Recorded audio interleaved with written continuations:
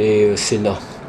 Il faut que les sages qui siègent normalement soient totalement indépendants, même s'ils sont nommés par les deux chambres et un par le président, seul un, mais là il n'y en a pas qu'un nommé par le président ou les présidents. Il y en a quand même deux ou trois. Je ne vais pas les nommer. Il y a Fabius, il y a Gérard Longuet, je crois, et puis l'autre, je ne sais pas. Tout ça pour vous dire que tout simplement, nous sommes dans une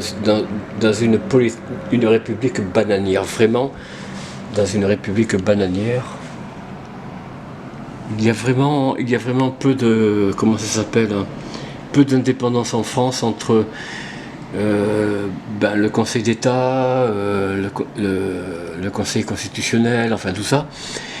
Tous ces gens qui devraient être nommés indépendamment d'ailleurs, indépendamment de leur position politique, indépendamment du pouvoir, que ce soit Matignon, l'Élysée ou autre, quel que soit le ministère, normalement les nominés, on va dire, les nommés, pardon, devraient être indépendants. C'était encore le cas au temps de De Gaulle, même si bon, on peut dire ce qu'on veut, mais la constitution du général de Gaulle n'est pas une constitution, puisque pour être une constitution, il faut qu'elle soit élue.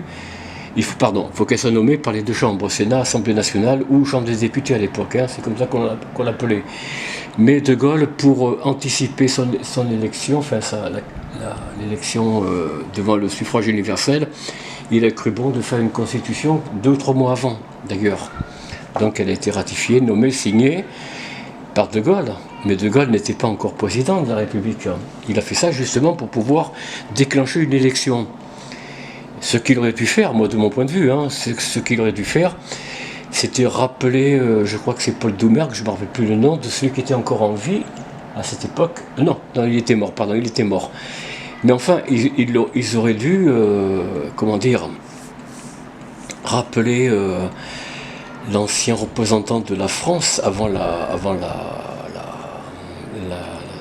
Seconde Guerre mondiale, et là demander à faire une constitution. Et à ce moment-là, de déclencher une élection. Mais De Gaulle savait très bien, je pense qu'il le savait, il savait qu'il n'allait pas pouvoir demander le suffrage universel des Françaises et des Français, ou des Français et des Françaises. parce que la Troisième République n'était pas élue, enfin le président était élu par les grands électeurs à l'époque. Je crois que c'est comme ça, je crois que c'était comme ça. Donc il ne risquait pas d'être mis sur le devant de la scène. Et ça l'offusquait. Comprenez?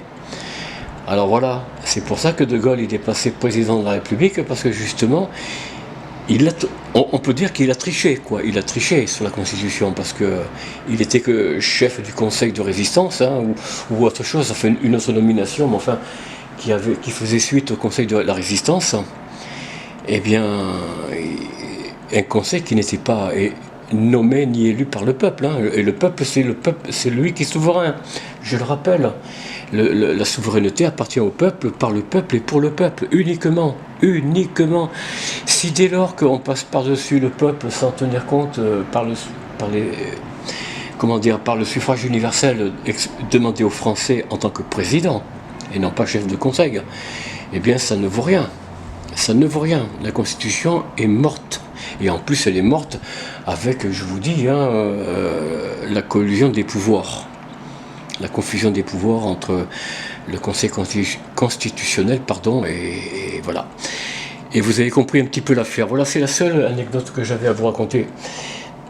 Parce que faire de l'information, ça servirait à quoi? Vous dire ce que déjà se dit un petit peu partout ailleurs.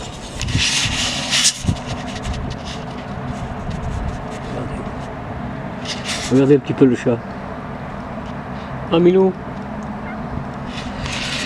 Enfin voilà, c'est pour vous dire que non.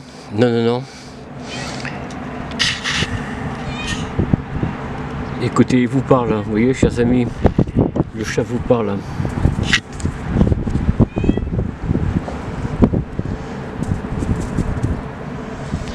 Voilà, tout ça, je vais vous laisser là, je vous souhaite une bonne journée, je vous dis à très bientôt, au revoir.